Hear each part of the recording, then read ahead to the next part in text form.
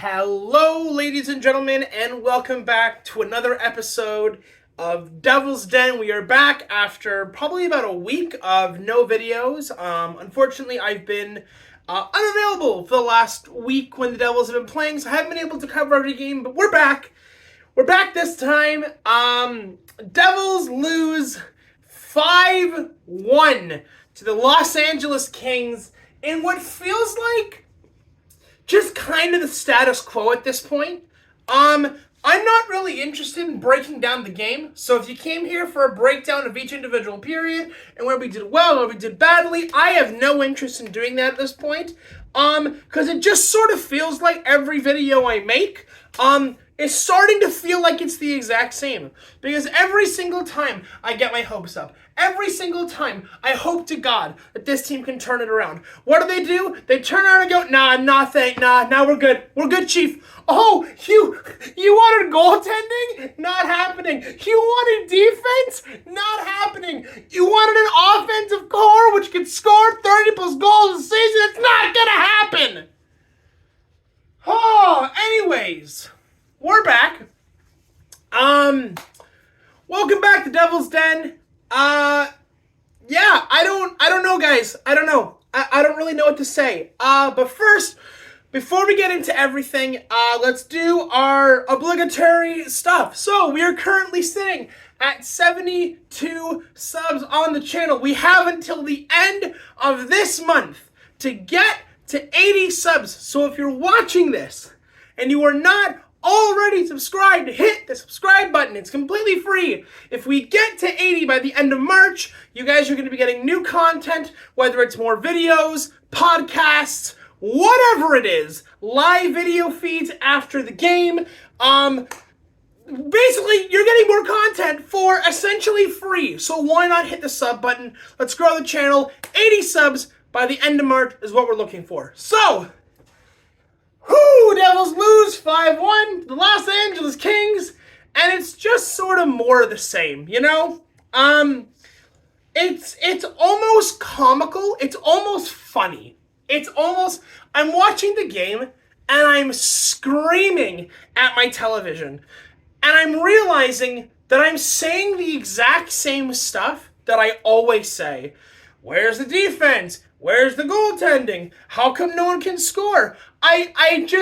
It's the same thing over and over and over again. And there's no changes that are being made. I don't want to hear that Fitzgerald is gonna go look at Markstrom by the end of the week. It's not happening. It's not happening.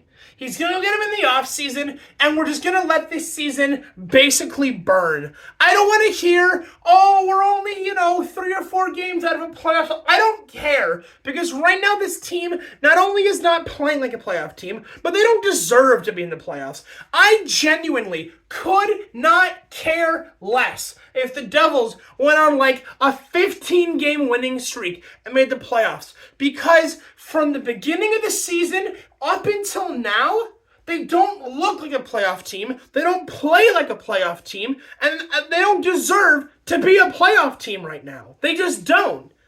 And it's like, I feel like I'm falling into the same trap again where I'm saying the same thing. We've all been saying for ages now, they need better goaltending. Duh. And then does nothing about it. We need a better defense. Nothing. The minute that Dougie Hamilton and Siegenthaler went down, and I know Siegenthaler hasn't had the best year, but the minute that Dougie and Siegenthaler went down, your top 2 defensemen, and you're having to rely on AHL-level defensemen, regardless of how prepared already they were, to, pull you through the season, Fitzgerald immediately should have been okay, I need to go find a defenseman, because I can't. I actually can't with some of these decisions this year. It doesn't make any sense. I need someone to make it make sense to me. Cause you've had 3 goalies now. 3 goalies. Which Lindy Ruff has decided to bury. Okay? With overworking. And no changes were made. We had Vanacek, who we we thought was maybe going to have an okay, maybe a good year. He crapped the bed. We brought in Akira Schmid after how well he played last year in the playoffs. We brought him in and worked him like a workhorse in the plow fields, and then he crapped the bed. So we thought, okay, Nico Dawes in the AHL has been doing really freaking well, coming off of his hip surgery. We thought, let's bring him up and then play him 10 out of 11 games until he craps the bed. Because it turns out when you don't actually develop your young goaltenders and you kill their confidence by playing them game in and game out every single time because you can't trust the other two goalies you have in your system, you're going to kill their confidence and you're going to kill their play. And we're seeing this with games like today against the Kings, where he gives up 4 goals on 14 shots. We look at the Anaheim game where he lets in, again, 4 goals on 14 shots. Like, come on. When is change going to be done? Change needs to happen. And as far as I'm concerned, like, it's too late for the changes. I have become so doomer-pilled, so 180'd at this point, okay? I want this team to be so successful. I want this team to do so well. But, like, they've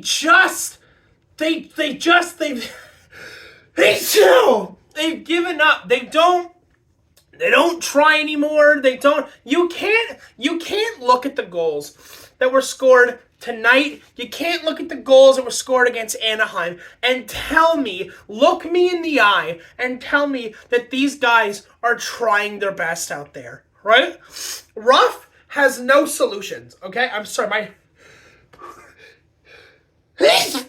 Ruff right now has no solutions. And you can tell after the Kings scored the first goal, no solutions. Fitzgerald, I guess, is playing the long game, which I get, but like in the short term, you're killing me out there. You're killing me, okay? Like, I want to make a point. I want to make a point, okay? The Devils, after they got scored on tonight, this afternoon against the Kings, okay? After they scored the tying goal, because for the first time in God knows how long, New Jersey scored first, okay? After the first goal got scored by LA, and even after the second goal that LA scored, Ruff had absolutely no solutions and no strategies for how to overcome the LA Kings defense. I want you guys to go back, rewatch the LA game, and tell me what exactly happened on the offensive side of the puck.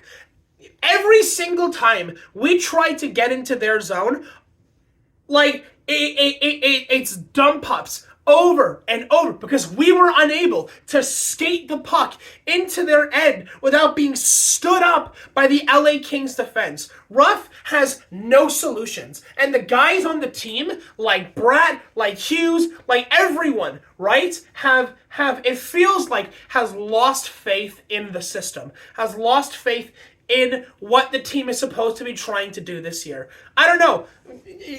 I understand not wanting to make a move in desperation, in like, oh God, our season is burning around us, better make a trade, because you know the teams are going to fleece you down the road, okay? They just are. They're going to fleece you because they know you're desperate. And I get that's probably a thought that's gone through Fitz's mind. He's also thinking about the long game, that, okay, we've had one bad season after an absolutely phenomenal, fantastic, history-setting season in last year, so he's probably thinking this is just a speed bump. He's playing the long game, which I get, but at the same time,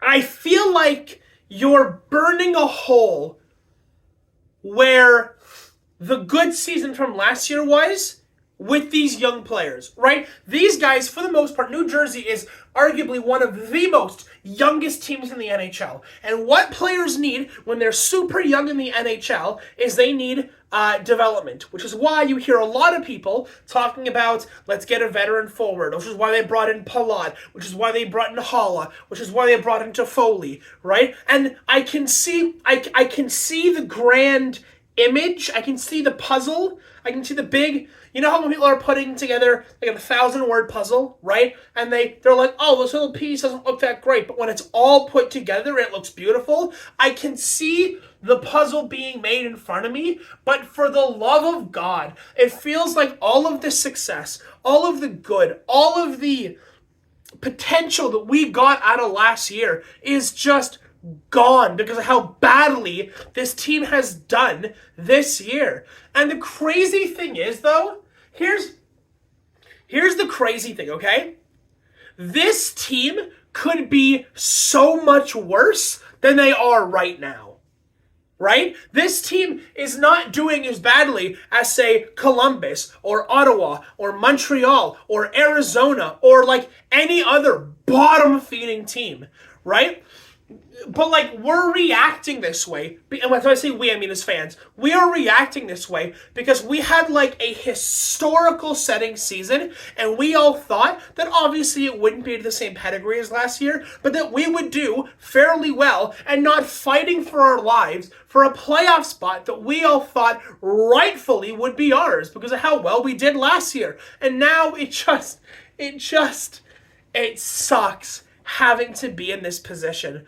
And it feels like we turn on these games, we meaning the fans, we turn on these games, we look at how the team plays night in and night out. I'm taking the San Jose game and I'm going to put it, over here for the moment because that's an outlier. I don't even care about that game, to be quite honest with you.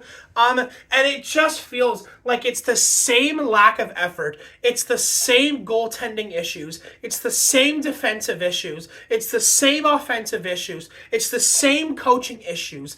Day in and day out, every single game, and nothing is being changed. So as far as I'm concerned, and I'm going to wrap this video up here, as far as I am concerned, I have sort of looked past this season. I'm looking forward into the offseason and into next year. If they do well the rest of the year, great. Good on them. I'll keep making videos. I'll keep watching the games. I'll keep trying to see the best in these guys. But I am detached right now from this season because it just... nothing is going our way, gone our way, or will go our way into the future, because if you see the same errors over and over and over and over again, and you do nothing to change them, from the players to the coaching to the GM, and you do nothing to change the same errors that happen over and over and over again, then I don't see why we would do the same looking into the future. I will leave you with this. The definition of insanity is doing the same thing over and over again and expecting a different result. So, that's going to be it, guys. Please do me a favor. Subscribe to the channel. Hit the sub button. It's free, and hopefully we'll get to 80 by the end of March, and you guys will get new content out of it. So, that is it, guys. Have a good rest of your day. Have a good rest of your night. Take it easy, and I'll see you guys in the next one.